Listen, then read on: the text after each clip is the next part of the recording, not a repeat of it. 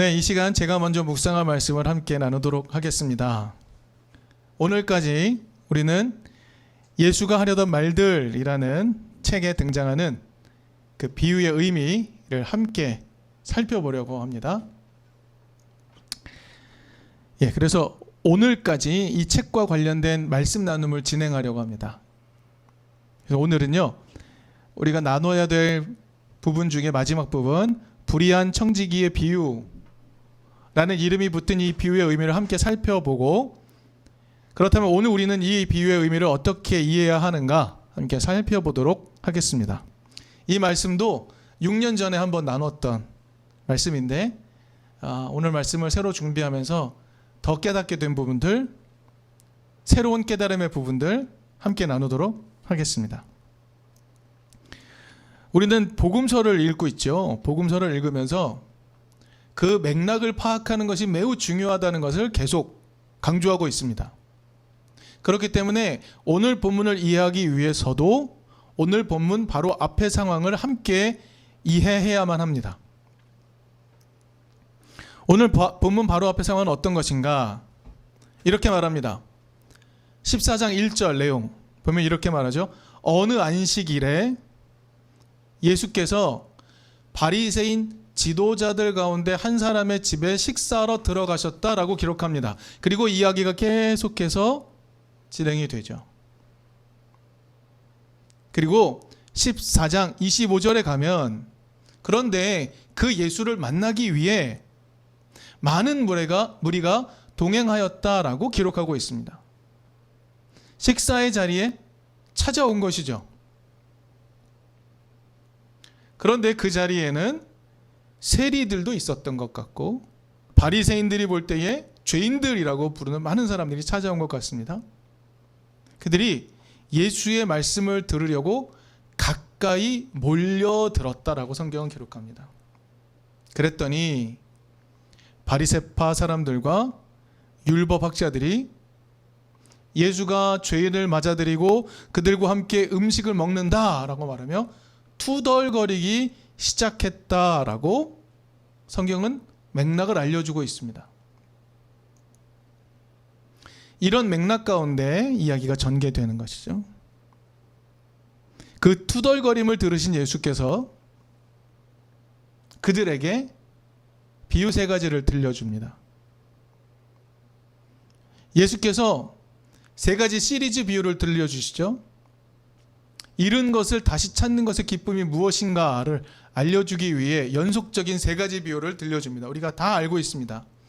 잃어버린 양 한 마리의 비유, 99마리를 남겨놓고 한 마리를 찾으러가 마침내 그 양을 찾는 목자의 이야기를 들려줍니다. 되찾은 드라크마 비유, 동전을 하나 잃어버렸는데 그 하나를 열심히 찾고 마침내 찾았다고 잔치를 벌이는 여인의 이야기를 들려주시죠. 그리고 마지막으로 우리에게 너무너무 익숙한 비유, 탕자의 비유를 들려줍니다. 이 3가지 비유를 들려줍니다. 누구에게 들려줍니까? 이것을 들려주는 대상은 누구입니까? 바리새인과 율법학자들, 기득권들입니다. 이들에게 예수께서 비유를 들려주십니다. 그런데 오늘 본문의 비유는 누구에게 들려주시는 것인가요? 16장 1절을 제가 읽겠습니다. 예수께서 제자들에게도 말씀하셨다. 오늘 본문의 비유는 누구에게 들려주는 겁니까? 제자들에게 들려주는 겁니다. 대상이 바뀌었습니다. 그래서 이 지점에서 우리는 마가복음 4장 33절, 34절 말씀을 떠올려야 합니다. 이렇게 말하고 있습니다. 예수께서는 그들이 알아들을 수 있는 정도로 이와 같이 많은 비유로 말씀을 전하셨다. 비유가 아니면 말씀하지 않으셨으나 제자들에게는 따로 모든 것을 설명해 주셨다라고 기록하고 있습니다. 이 내용은 마태, 마가, 누가 공이 나옵니다. 예수께서 사람들에게 비유로 말씀하십니다. 알아듣는 이도 있고 못 알아듣는 이도 있었다라고 기록합니다. 그러나 예수는 제자들에게는 그 비유의 의미를 설명해 주셨다라고 성경은 기록하고 있습니다. 그러니 지금 16장 1절부터 예수께서 제자들에게 하시는 비유는 그 주제가 분명하고 선명합니다. 오늘 본문에서 예수가 제자들에게 말하는 주제는 뭘까요? 우리가 쭉 읽었습니다. 주제가 무엇이라 생각하십니까? 여러분의 의견을 묻습니다. 많은 내용이 등장했죠. 주제가 무엇일까요?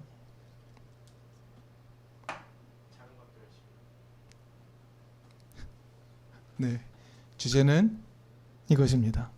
너희는 하나님과 재물을 겸하여 섬길 수 없다.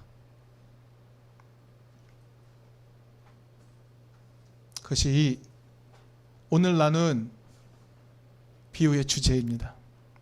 그럼 우리 이제 비유의 내용을 좀 살펴볼까요? 예수께서 비유를 시작하며 어떤 부자가 있다라고 이야기하십니다. 이것은 당시에 실존하는 부자의 모습을 떠올리게 만듭니다. 부자는 어떤 이미지입니까? 부자는 결코 선한 이미지로 사용되지 않습니다.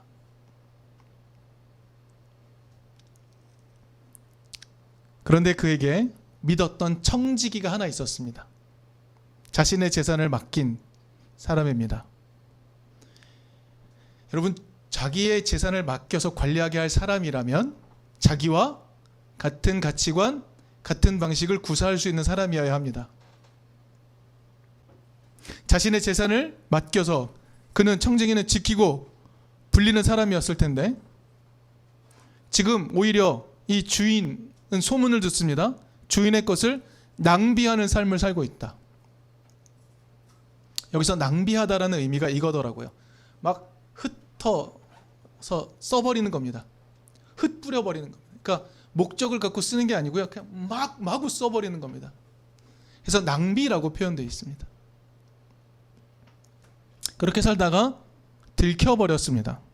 그래서 주인은 어떻게 행동하나요? 가차없이 이 낭비에 대한 책임을 묻습니다. 그 직책을 빼앗아 버립니다. 여기서 한 가지 중요한 대비가 등장합니다. 이것을 우리가 좀 유념해 보아야 될 필요가 있습니다. 이 낭비라는 단어는요, 바로 앞에 비유에서도 사용이 됐습니다. 어디서 사용됐냐 하면 탕자의 비유에서 아버지의 유산을 물려받은 둘째 아들이 아버지가 준 유산을 낭비하였다라고 똑같은 단어로 표현되어 있습니다. 똑같은 단어입니다.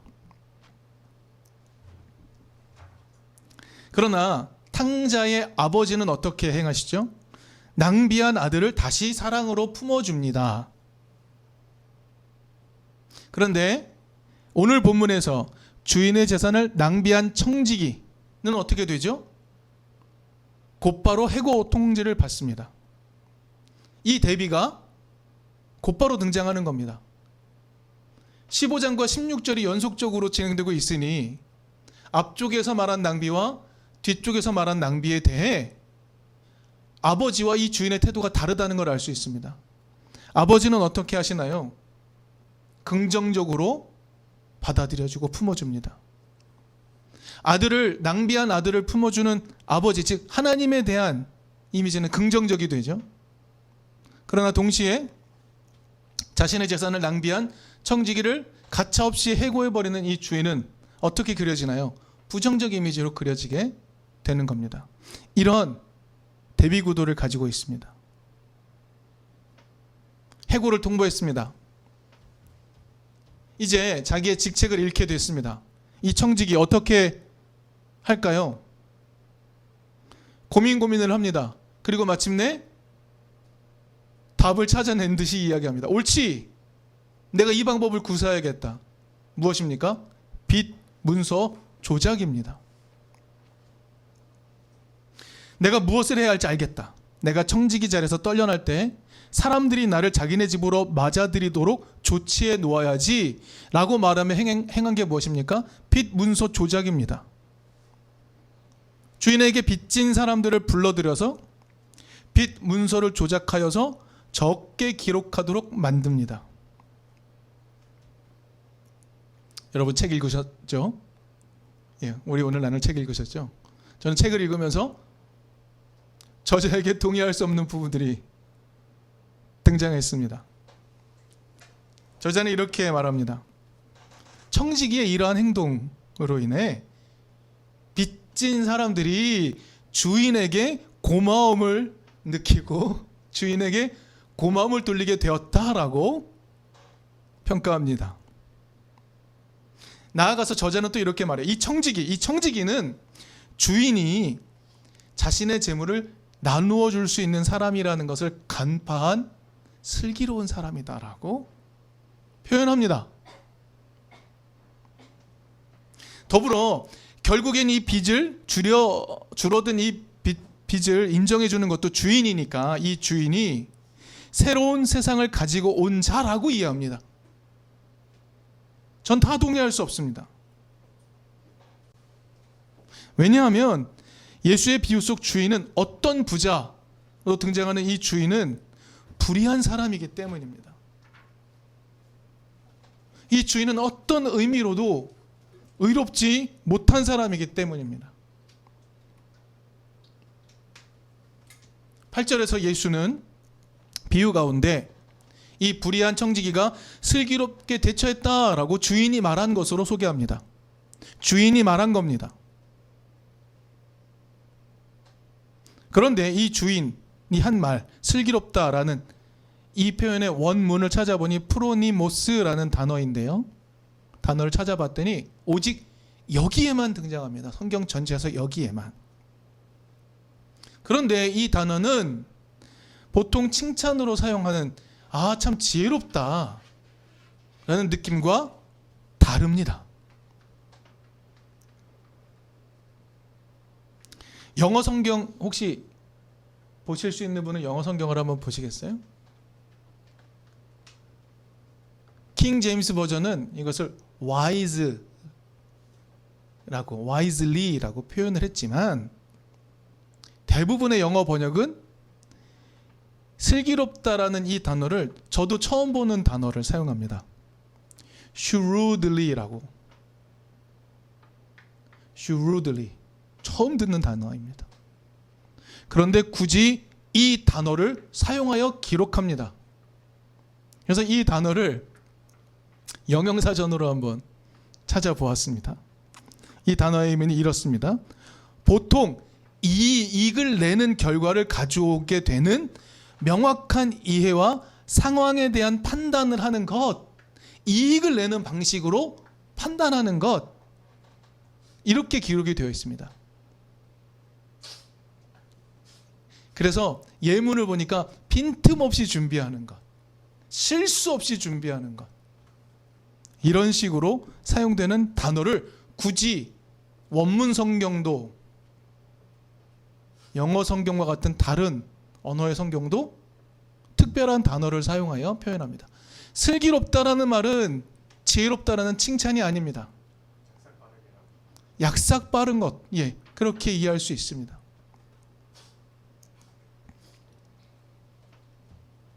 여러분, 청지기가 빚 문서를 조작합니다. 이게 주인에게 어떤 이익을 가져옵니까? 주인에겐 아무 이익을 가져오지 않습니다. 빚은 좀 줄어들지 모릅니다. 하지만 여전히 남은 채무가 결코 작은 것이 아니기에 그 빚은 채무자들을 괴롭게 할 겁니다. 그런데 청지기에게는 아직 실현되지 않은 이익이 하나 있습니다. 무엇인가요? 주인에게는 쫓겨날 것이 분명합니다. 하지만 빚을 탕감받은 이들이 자신을 거둬줄 수도 있을 것이라는 아직 실현되지 않은 이익이 있습니다. 여러분, 지금 채무자들이 청지기에게 빚진 일이 있습니까? 아니요, 청지기에는 빚진 것이 없습니다. 주인에게 빚졌죠. 그렇기 때문에 실직한 청지기를 거둬주는 것은 이 채무자들, 빚을 조금 탕감받은 채무자들의 판단에 달린 겁니다. 아직 실현되지 않은 이익입니다. 그런데 그 어떤 부자 주인이 그 청지기를 보고 슬기롭다라고 이야기한 겁니다. 우리 경찬 형제가 얘기해 준 것처럼 약삭 빠르다라고 이야기한 겁니다. 이 평가는 어떤 것입니까? 청지기가 자기 이익을 위한 판단을 했다라고 인정한 것일 뿐이죠. 이게 예수가 보기에 하나님의 시각에서 지혜로운 것과 관련 없습니다. 그렇지 않습니다. 왜냐하면 예수는 예수의 비유 중에 그 청지기를 불의하다라고 분명하게 말했기 때문에 그렇습니다. 예수는 불의한 청지기다라고 말했기 때문에. 그 청지기가 살아온 삶의 태도는 어땠을까요? 주인과 꼭 닮았을 겁니다. 불의한 겁니다. 그의 삶의 태도는 불의했습니다. 오직 자신의 이익을 위해 행동하는 사람, 마지막 순간까지 자신의 이익을 위해 생각하는 사람, 이루어지지 않을 수도 있지만 그래도 내가 이익을 얻을 수 있는 가장 최선의 방법을 강구하는 사람입니다. 불의한 사람입니다. 다시 한번 기억할 것, 비유 중에 불의한 청지기를 슬기롭다고 말한 것은 예수가 아니라 주인이라는 것을 기억해야 합니다. 긍정적 의미의 평가가 아닙니다.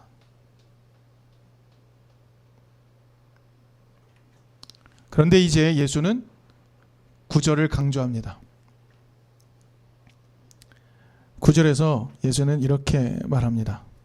불의한 재물로 친구를 사겨라 라고 명령합니다. 명령형으로 되어 있습니다. 불의한 재물로 친구를 사귀라 라고 명령을 하는 겁니다. 여러분, 이 말을 우리가 생각할 때 그러면 불의한 재물이 있다면 의로운 재물도 있는 건가요? 라고 질문을 던질 수도 있을 것 같습니다. 과연 그럴까요? 복음서에 등장하는 재물, 이 재물을 수식하는 형용사는요 오직 불의하다 뿐입니다. 의로운 재물과 불의한 재물로 나뉘는 것이 아니라 재물에 대한 복음서의 평가는 불의하다입니다. 왜냐하면 정말 상당한 양의 재물은 불의하지 않으면 갖출 수 없는 종류의 것이기 때문에 그렇습니다.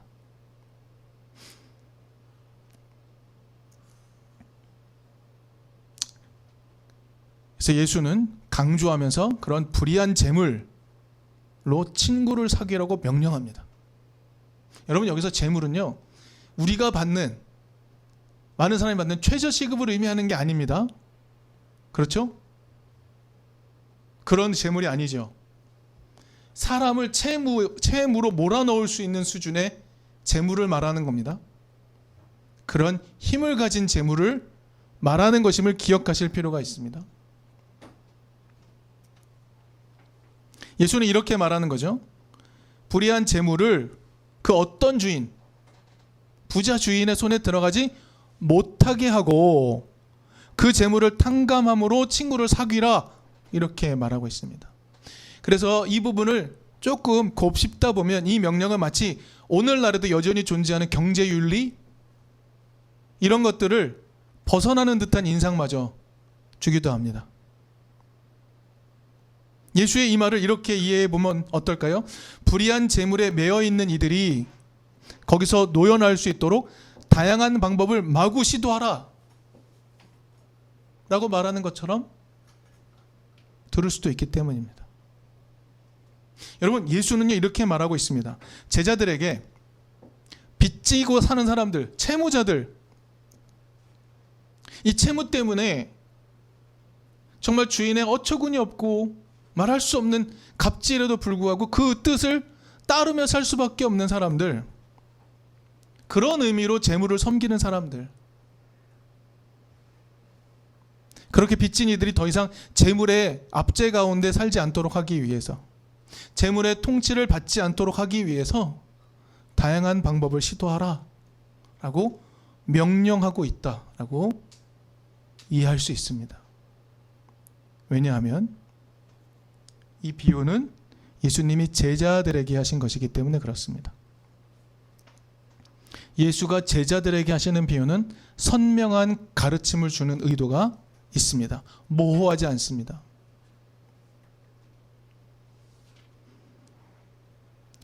예수의 이 비유의 핵심은 무엇입니까? 제자들에게 들려주고 있는 이 비유의 핵심은 무엇입니까? 하나님과 재물을 함께 섬길 수 없다입니다. 재물의 통치를 벗어나도록 하는 시도, 이런 것들을 구사하여서 친구를 사귀라고 말합니다. 예수의 조언입니다. 명령입니다. 그렇게 친구가 되어가라고 예수 말씀하십니다. 그렇기에 이 불의한 청지기의 시도조차 민중에게는 유익하다라고 말하고 있는 겁니다. 여러분, 재물을 섬기지 않도록 하기 위해, 즉 재물이 우리에게 압제하는 이 압제 속에 머물러 있지 않도록 하기 위해 채무라는 이름으로 삶을 완전히 망가뜨리는 이러한 힘들에 굴복하지 않고 살아가도록 하기 위해, 생명을 살도록 하기 위해 불의한 재물을 친구를 사귀는 데 쓰라고 예수는 말씀하고 있는 겁니다. 하나님은 재물에 굴복하지 않고 사랑으로 사람들이 살아갈 수 있도록 하기 위해 어떤 방법도 구사하라고 우리에게 요청하시는 것 같습니다. 사랑하고 존경하는 우리 이든교회 교회 여러분, 예수께서 제자를 향해 선명한 가르침을 주십니다. 하나님과 재물을 함께 섬길 수 없다. 그 가르침의 의미를 오늘날 우리도 함께 깨달을 수 있기를 바랍니다.